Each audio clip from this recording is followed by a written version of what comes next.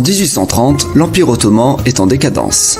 Un de ses territoires est la Régence d'Alger, devenue pratiquement indépendante et gouvernée par le bey d'Alger. La France, quant à elle, est une monarchie depuis 1815 suite à sa défaite lors des guerres napoléoniennes. Dire qu'il y a 15 ans j'ai failli devenir le maître du monde, mais c'est du passé. En même temps, en France, on commence à réfléchir à faire une nouvelle conquête. La Régence d'Alger, presque laissée à l'abandon par l'Empire ottoman, et non loin de la France, semble être une bonne piste. La Régence d'Alger me semble bien. En plus, je lui dois de l'argent. Si je la colonise, j'aurai plus besoin de la rembourser. En effet, la Régence d'Alger attendait toujours son remboursement depuis l'emprunt datant des années 1790. Mais il faut tout de même une vraie excuse pour la France. Bah ouais, on va dire que c'est pour lutter contre l'esclavage des chrétiens. Ainsi, en 1830, la France débarque et prend Alger 20 jours plus tard. Les Ottomans interviendront mais ne feront pas le poids. Bon mince, tant pis, j'ai perdu ce territoire. Bon pur, j'avais plus le moyen de le garder. Bref, la Régence d'Alger devient une colonie française. Elle est renommée Algérie en 1839. Au fil des années, les Français vont aussi coloniser l'arrière-pays et prendre du Sahara. Cependant, pendant les conquêtes, la France sera freinée par un premier mouvement de rébellion, celui d'Abdelkader, et va même perdre une bataille en 1837 à Constantine. Mince, comment j'ai fait pour perdre? Eh ouais, je me laisse pas faire moi. L'année suivante, la France décide de relancer l'offensive. Cette fois, ils prennent Constantine. Ah ben enfin, me voilà rassuré. Mais tout se transforme en véritable guerre entre la France et l'émirat d'Abdelkader. Le Maroc soutiendra l'émirat. Si tu as besoin d'armes, je peux en récupérer, j'ai mes réseaux. Oh, c'est sympa ça, merci Maroc. Dans les années 1840, la France va commencer à créer une armée africaine. Elle engage donc des autochtones pour les faire combattre pour elle. En 1847, l'émirat d'Abdelkader se rend définitivement. J'ai perdu, je me rends. Les territoires sont à toi, France. Tu aurais été un noble adversaire. En 1848, la France redevient une république et l'Algérie subdivisée en départements pour l'occasion. L'Algérie n'est désormais plus une colonie, mais un morceau de France.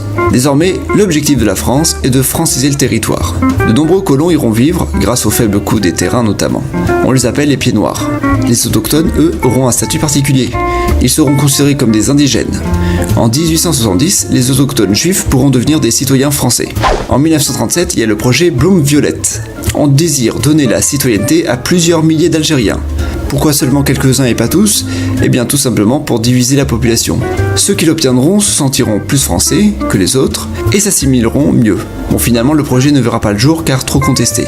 Mais bon, concentrons-nous sur les mouvements indépendantistes de l'entre-deux-guerres. On peut penser à Khaled, petit-fils d'Abdelkader qui va créer le mouvement Jeune Algérien dans les années 1920. Il y a aussi le mouvement Étoile Noire Africaine fondé en 1926 et supprimé en 1937 par l'État. Le Parti du peuple algérien créé en 1937 et supprimé en 1939 par l'État. Puis différents mouvements durant la Seconde Guerre mondiale. Mais s'il y a une figure à retenir, c'est Messali Hadj, qui est arrêté et envoyé au Congo français en 1945. Cela va créer des révoltes et des manifestations qui seront réprimées. On parle du massacre du 8 mai 1945 qui a eu lieu à Sétif et dans d'autres villes à côté. Quelques Français sont morts, mais beaucoup d'Algériens surtout.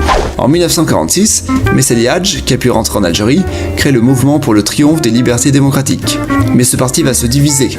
Une branche deviendra plus tard le Front de Libération Nationale, ou FLN, et une autre branche, le Mouvement National Algérien, ou MNA. Messali Hadj deviendra le chef du MNA. Ces deux mouvements vont être rivaux. Mais en tout cas, ils marquent inévitablement le début de la fin de l'Algérie française. Surtout qu'en 1954, la France vient de perdre l'Indochine. Une guerre s'apprête à commencer, mais ça, c'est une autre histoire.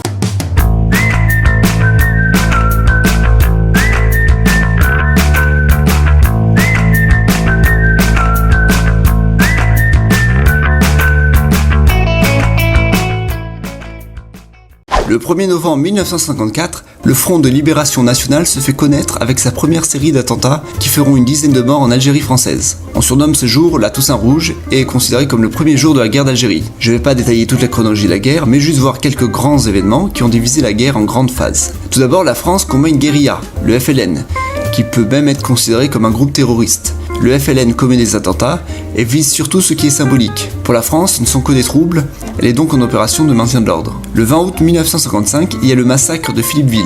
Dans cette station balnéaire, le FLN va lancer une insurrection dans laquelle il faut tuer le plus d'Européens possible. Le but était surtout celui de créer une escalade de la violence. En gros, le FLN tue quelques civils, les militaires doivent intervenir, et ces derniers finissent par tuer encore plus de civils algériens. Cette escalade de la violence permet de ternir l'image de l'armée française. Quelques mois après, l'ONU présente la question algérienne. France, il va falloir que tu t'y fasses, mais l'Algérie veut son indépendance. Mais non, c'est juste une petite guérilla temporaire. Et puis, mêlez-vous de vos affaires, c'est juste un problème intérieur. L'Algérie est française, à ce que je sache. En 1956, les membres du FLN se réunissent et créent le Comité de coordination et d'exécution. C'est le début de la création de l'État algérien. Par la suite, les attentats continuent, perpétrés par le FLN, mais aussi par l'armée française. C'est le début de la sale guerre.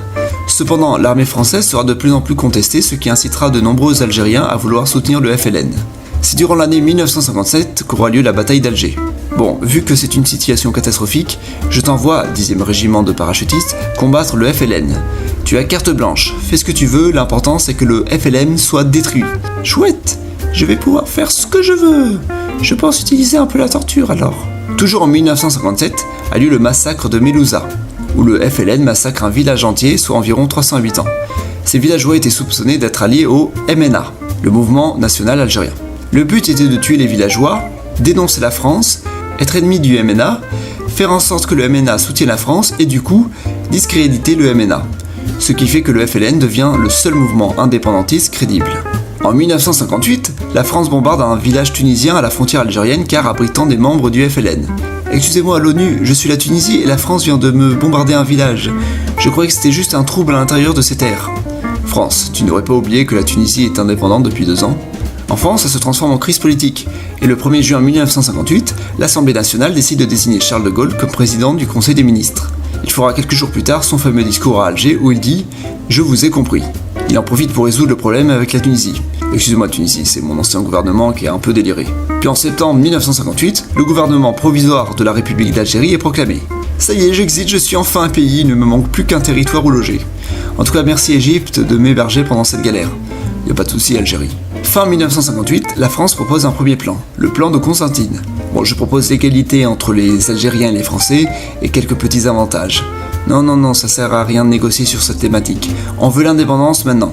En 1959, la France change de constitution et met en place le plan Châle. Il va falloir passer à autre chose pour arrêter cette guerre. Peut-être l'autodétermination des Algériens. Le problème, c'est qu'en faisant cela, le gouvernement se met à dos les anti-indépendantistes. Commence ainsi la semaine des barricades à Alger pour protester contre l'indépendance. En fin 1960, la France déclare qu'il y aura un référendum. Il va sûrement y avoir une Algérie algérienne. En 1961, a lieu le putsch des généraux. Plusieurs militaires tentent un coup d'État pour mettre en place en Algérie un gouvernement qui va à l'encontre de De Gaulle, jugé trop favorable à l'indépendance. Le coup d'État échoue. Des attentats auront lieu en France métropolitaine par l'organisation Armée Secrète, un groupe terroriste anti-indépendantiste. Puis enfin, à Évian, le gouvernement provisoire algérien et la France se rencontrent. Bon, on va discuter de cette indépendance. Ceci dit, le Sahara, je le garde. On a découvert du pétrole, on en a besoin pour nos tests nucléaires. Non, on veut aussi le Sahara. Les discussions à Évian sont stoppées, elles seront reprises en mars 62. Entre-temps, il y a eu de nombreux attentats et de manifestations. Bon, j'en ai marre de tous ces troubles. On vous donne toute l'Algérie, même le désert, on fera un référendum. Très bien, j'ai hâte d'être une nation indépendante. Un mois après, l'OAS est complètement démantelée, et en juillet, la France proclame l'Algérie indépendante. Bon, c'est officiel, l'Algérie est un pays indépendant, allez, va, merci. L'armée nationale populaire est créée par l'Algérie, elle englobe certains soldats de la branche armée du FLN. Cependant, il y aura des massacres contre les Européens qui devront quitter le pays. On parle du rapatriement des Français d'Algérie, mais aussi contre les Harkis, c'est-à-dire les Algériens qui ont combattu du côté des Français. Voilà, la guerre est finie, la réconciliation et les reconnaissances des massacres, ça, c'est toujours en cours. Pour ce qui est de la France, il a fallu attendre l'année 1999 pour reconnaître que la guerre en Algérie était bien une guerre et non juste une opération de maintien de l'ordre. L'Algérie, elle, a encore du mal à avouer qu'il n'y a pas eu que le FLN qui est à l'origine de l'indépendance.